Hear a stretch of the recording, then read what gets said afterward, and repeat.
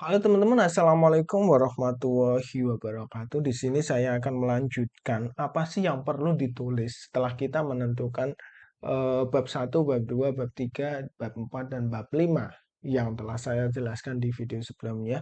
Kali ini kita akan memasuki di bab lain, yaitu bab pembahasan mengenai isi dari bab-bab tersebut.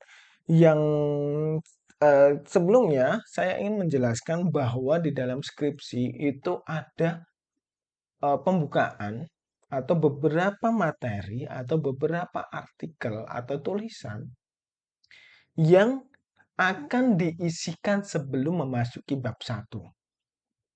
Apa itu? Yang pertama adalah halaman sampul, teman-teman. Sesuai dengan keadaan, biasanya di universitas atau di perguruan tinggi masing-masing itu memiliki kaidah dan pedoman masing-masing terkait dengan halaman sampul ini. Terutama bagaimana menentukan margin posisi atau peletakan logo, walaupun strukturnya itu hampir sama, tapi biasanya struktur margin, struktur spasi, atau font yang digunakan itu biasanya cenderung berbeda. Jangan lupa kalau kalian, teman-teman semua, itu menentukan halaman sampul, itu usahakan mengikuti dari panduan yang teman-teman miliki. Kalau kalian di kampus A, maka ikuti panduan yang ada di kampus A. Walaupun teman-teman memperoleh referensi itu dari kampus B, C, D, atau E. Tapi tetap teman-teman masuk ke dalam kampus A, mengikuti panduannya. Biasanya orang-orang yang akan skripsi itu tetap akan memiliki buku panduan dan guru pembimbing. Itu mutlak, biasanya tetap ada. Dan guru pembimbing ini biasanya akan mengarahkan. Dan teman-teman kalau diarahkan, ikuti guru pembimbing arahnya seperti apa. Karena nantinya juga yang akan menguji teman-teman itu kecenderungan adalah dosen yang berasal dari kampus yang sama. Itu kalau teman-teman berada di S1.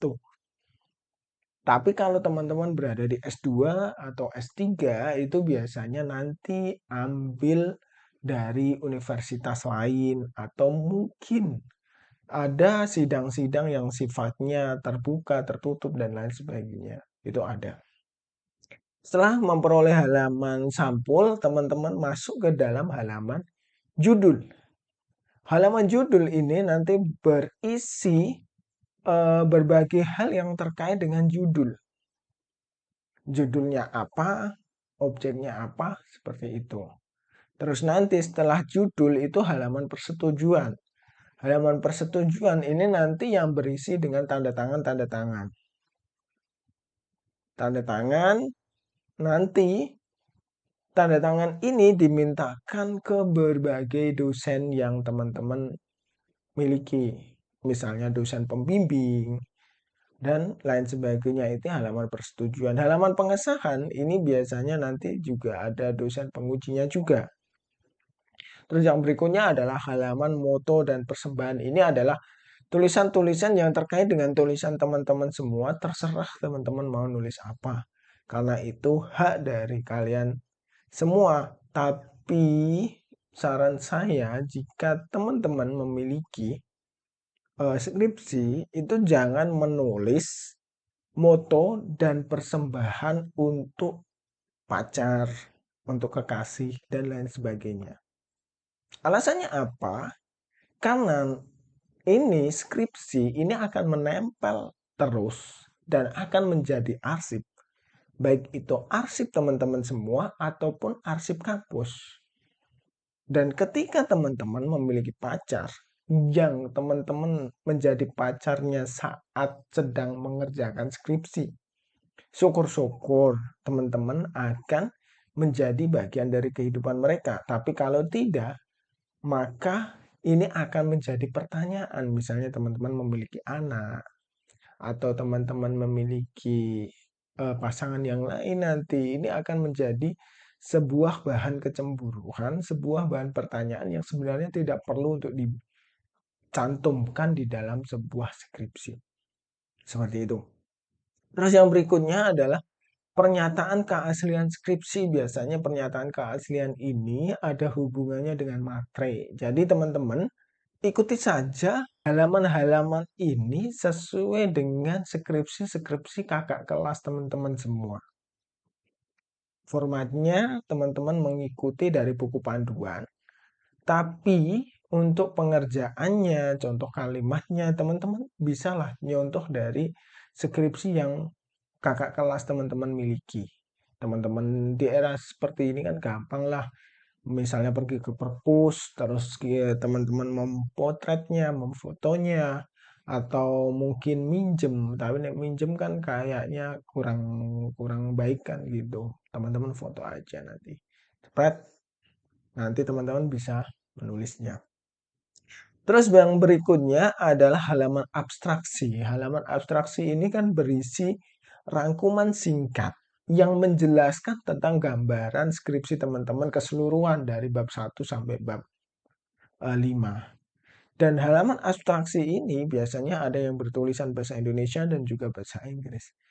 Jadi teman-teman ketika membuat ini, teman-teman harus menyelesaikan dulu bab-bab dari skripsi ini dari bab 1 sampai bab 5. Setelah teman-teman selesai, teman-teman buat rangkuman dan taruh di dalam abstraksi tersebut. Dan setelah teman-teman buat, teman-teman Inggriskan dan ditulis sebagai bahan dalam bahasa Inggris. Terus yang berikutnya adalah kata pengantar. Kata pengantar ini kan banyak contohnya lah teman-teman. Cuma biasanya yang jadi problema ketika menulis kata pengantar ini itu nanti ada beberapa format-format itu yang teman-teman sebenarnya bisa mencontoh dari buku panduan juga. Nanti ada daftar isi. Daftar isi juga tidak semua orang itu kadang bisa mengerjakan.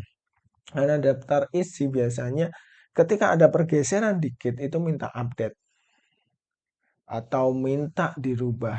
Teman-teman kalau membuatnya secara manual ini akan membuat teman-teman pusing. Jadi teman-teman buatlah nanti secara otomatis. Caranya gimana? Nanti saya akan membuatkan videonya di dalam buat teman-teman. Kalau saya belum membuatkan bisa teman-teman tanyakan atau teman-teman tagih nanti saya buatkan. Terus yang berikutnya adalah daftar tabel. Daftar tabel juga kalau ada perubahan, misalnya revisi dan apa itu harus update, teman-teman juga akan kebingungan kalau membuatnya secara manual. Jadi saya harapkan teman-teman membuatnya secara otomatis saja. Nanti ada daftar gambar dan juga ada daftar lampiran. Seperti itu teman-teman. Itu adalah isi dari bagian bab, tapi di awal-awal sebelum bab 1. Seperti itu. Semoga sedikit materi ini bisa membantu teman-teman dalam menyelesaikan skripsi teman-teman dan sampai jumpa di video selanjutnya. Wassalamualaikum warahmatullahi wabarakatuh.